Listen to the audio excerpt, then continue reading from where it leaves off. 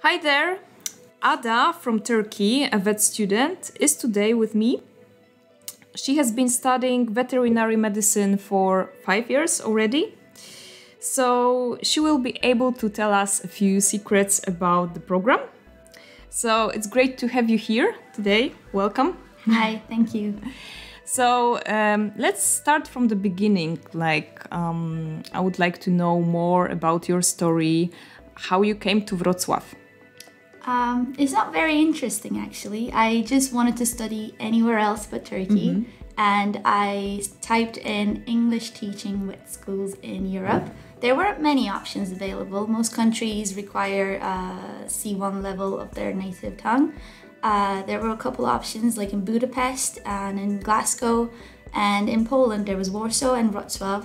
And I knew a family friend who lived in Wrocław, and she said it's a very nice city, it's pretty and very foreigner friendly. So I was like, okay, let's do Wrocław then. It was very casual and random. And what do you like most about being a student here? I'd say how student-friendly, like both the university and the city is. For example, we are allowed to basically make our own schedules with classes and stuff. They let us rearrange stuff. They let us take certain tests or even sometimes finals early so that we can go home for Christmas break or Easter break early, which I really appreciate. And it's easy to contact with teachers in that sense and their understanding.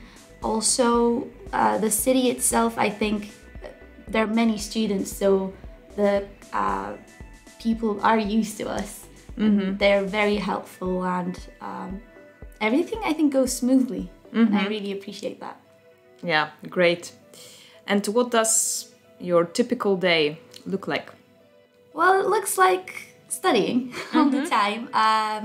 Of course, it's different from first year till fifth year. In first year, you're just trying to figure out how things work. You're in constant state of shock, maybe. But after a couple of months, when you get the pace of things, basically, you go to school, try to listen to classes. It takes a while to pick up on the Polish accent of the teachers and try to understand. And then basically, out of the class, if you have a little bit of time, most students hang out in Starbucks to kill the time between classes. Or if you have a test, you go straight to the library and cram for maybe upcoming test. And when you're done, you'd probably want to do your chores. And if it's in Poland, basically every night there's an event going on. So if you're an extrovert, if you want to go out and meet people, there's always something to do. So maybe you would go to, I don't know, a silent disco or a pub crawl or just drink with your friends. Yeah, talking about Wrocław, what do you think about the city? You said it's foreigner friendly and there are a lot of students. How do you find the city? Well, first of all, it's pretty. I really like the scenery of the city. I mean, I appreciate that all the most of the old buildings are still intact somehow. And it's a nice sight. When it comes to people, I mean, every place have their bad people and good people, of course. But so far, I'd say, Polish people have a hard shell. They're not very smiley, and they don't look very friendly from the outside. But if you ask for help, they will help you, which is really nice. And apart from that, there are also many other people that are like you, and people are generally trying to be friendly because they also want to make new friends. So it's you can just go somewhere, sit in a pub, and then you meet another group of people just like you, and then you would just instantly hit it off and become friends. Of course, there's xenophobia, of course, especially if you're going to anywhere in Eastern Europe, there's gonna be.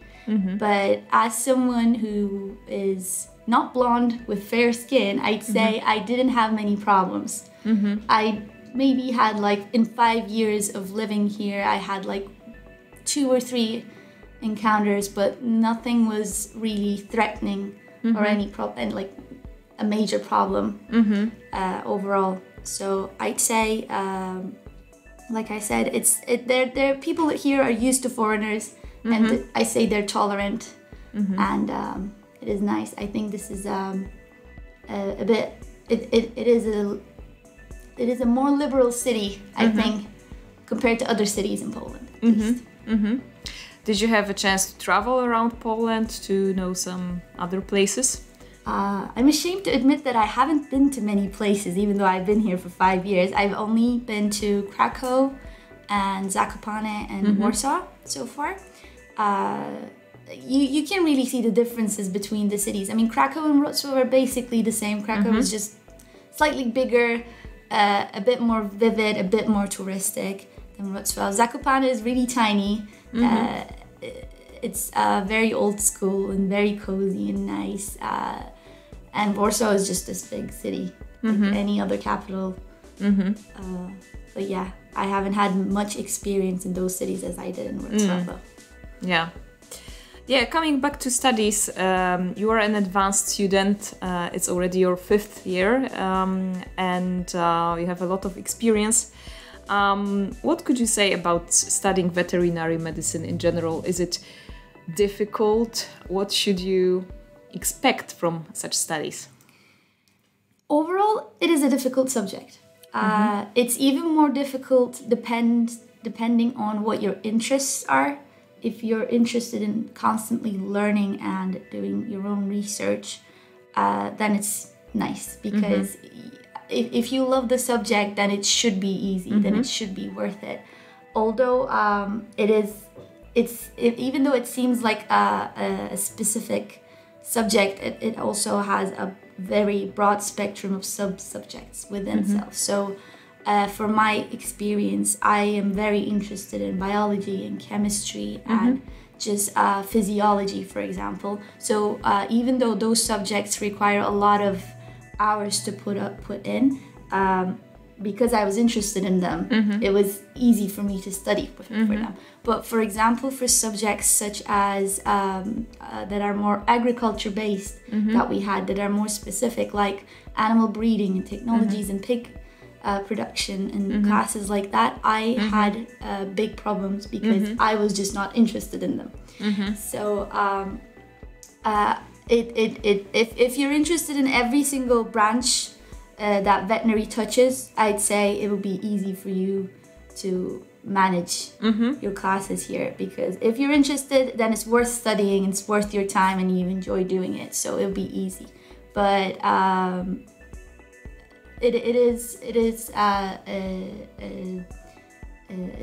veterinary does require for you to study. You can't just pass on years. You need to put the hours in. You need to go to the library sometimes and cram up and yeah. And it's more difficult than medicine, for sure. Oh yeah, so many species and yes. Wow. There is this big rivalry going on. Like every time medicine students meet up with veterinary students, they always say, "Oh, medicine is more important. It's more difficult." And veterinary students get all hyped up, saying, "No, you you only deal with one species. We have to deal with at least 4." Yeah. So yeah.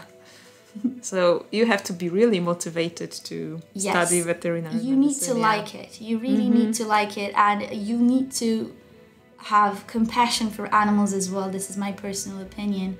If you don't have compassion for animals, then this is not a job for you. You need to have patience, because you can be not a people person but still be a doctor. I mean, the person will cooperate with you. Sometimes, of course, they don't, but usually they do. There's like a level of communication, but with animals, they don't. They don't know what you're trying to do to them, and they just want to get out of there for most of the time. So you need to have patience, you need to have compassion. Also, you need to put a lot of extracurricular hours yourself. So your education cannot be limited to the university. You need to go to clinics in your own free time and volunteer and try to get as much hands-on experience with animals as you can. For example, when I first got here, I've never seen a cow before I got to this university, which caused a bit of a problem for me, because when it was time for farm animal classes, this also includes horses as well, because I come from the city and I didn't get much experience with such animals when it came to those classes, and also when it came to doing my farm animal internship over the summer.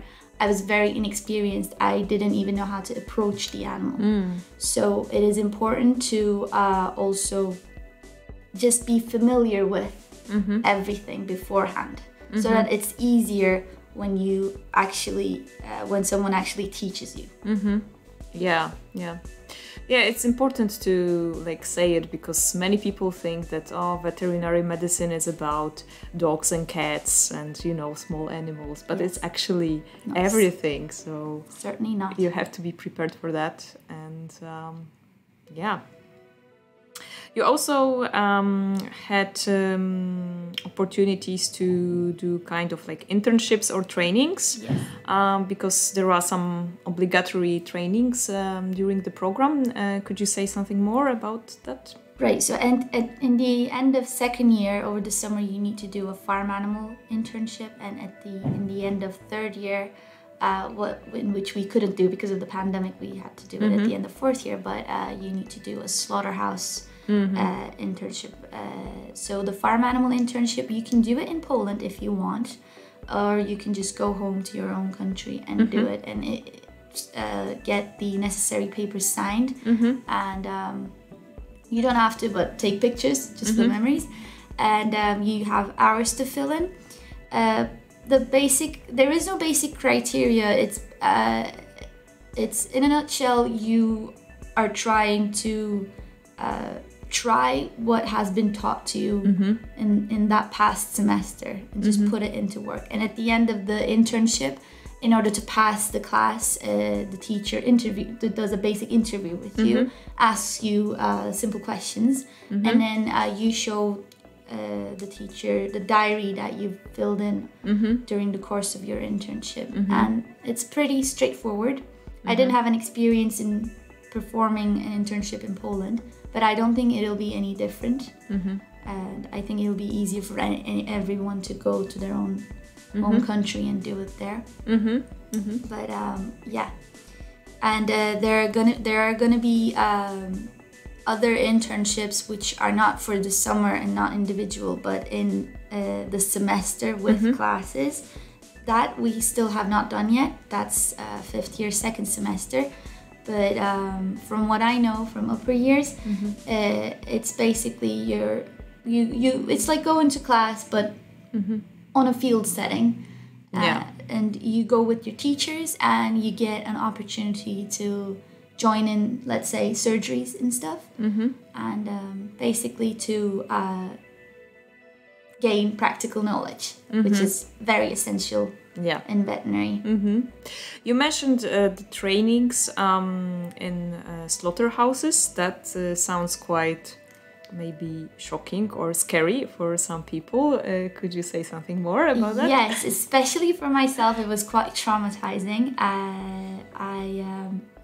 They actually asked you when you're doing your interview for the admission to this university, one of the questions that the vice dean asks you is, are you okay with going to a slaughterhouse? Because it is going to come.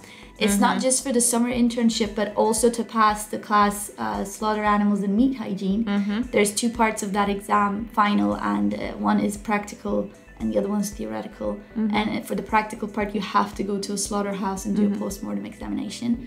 So the summer internship is basically practice beforehand for the final. In my experience, it was just unpleasant. It depends on what kind of slaughterhouse you go, but I don't think any slaughterhouses are nice. But it's part of the job. Being a vet is not just about making vaccines to cute little puppies. Is, like I said, it has a very broad range of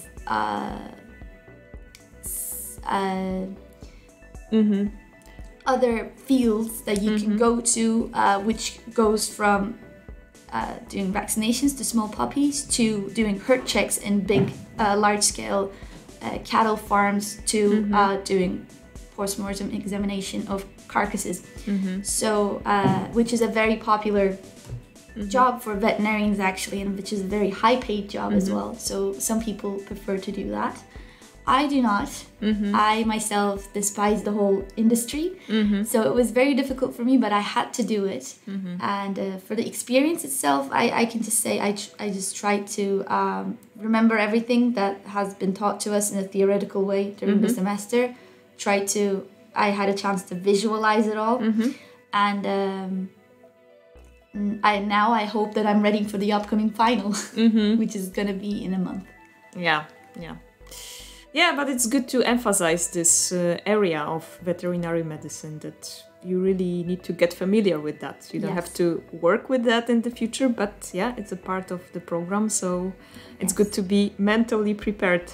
Even though, let's say, you don't want to work with pigs, you have to learn about how to work with pigs too, in order to gain the title of a veterinarian. So it's not just about what you want to do, it's about learning everything, basically. Yeah, and what do you think, what subject was the most challenging for you from the whole program?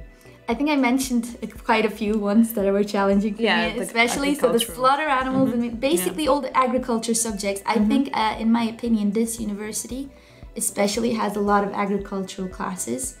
I've looked at a couple course listing, like the curriculums of other universities, and it changes from university to university. And this one, I think, has quite a few agricultural courses. For me, those were challenging because I don't want to work in an industry like that. I also I'm not interested. I am interested, although, in farm animal medicine and horse medicine. I am not interested in husbandry. So classes such as animal breeding, technologies in pig reproduction, or I don't even remember the full name of the course, I despised it so much, but also slaughter animals and meat hygiene, food hygiene. These courses really challenged me. Not because they were difficult, but because I was just not interested in studying. So if you don't want to learn something, at least for myself, if I don't want to learn something, then it's very hard for me to study for that. So for subjects such as, for many people, there are, so in this university, it's, I think, important to mention, there are certain classes that are, let's say, filter classes, I would say, where mostly people fail and have to repeat their years. The first barrier would be, I think if you're really bringing it down, the first barrier would be biophysics, because that's what most students don't expect to have, a physics class. Although it is, for myself, from my experience, very basic physics, high school level physics. Some people don't take physics in their high schools, or some people are just not interested. So I think that is the first barrier in first year. Then comes biochemistry, which is challenging because there's a lot of detail. It's just basically every sort of chemical reaction that happens in biological lives. I think that's the second barrier where most people fail and have to repeat a year. And I think, if I'm not missing anything, the second one is microbiology, another challenging subject that most students fail in that year. That comes in second year. And then comes pathomorphology, which is considered, if you would ask a lot of students, they would say pathomorphology is the hardest subject in this university. A lot of students fail from that class. And for myself, those were very difficult to study as well. They take a lot of your time, but I found those interesting. Like, especially pathomorphology, it's an interesting subject. So if you would ask me which one was harder to pass for a class such as animal breeding, which only has 2 credits and is supposedly very easy, and pathomorphology, which has, I don't remember exactly, but much more than 2 credits and is very hard to pass, I'd still say animal breeding was more difficult for me. Yeah, but it's good that you are saying that actually during the first years you don't have so many practical classes, right? It's like a lot of theory and anatomy is very practical. I think in that sense, anatomy is very important, and it's very important to grasp it in first year. So most students, when they get onto it, they just want to memorize everything and pass the test. That was my experience as well, because there's a lot to learn.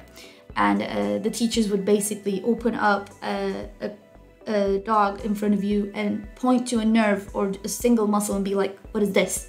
So you end up having to memorize everything by heart to be able to say the right ones in front of the teacher. But I would suggest for newcomers to not focus too much on memorization, but creating and learning a pattern of memorization, so that when you finish anatomy, you would still remember. Because if you memorize stuff, when you're done with the subject, you forget them.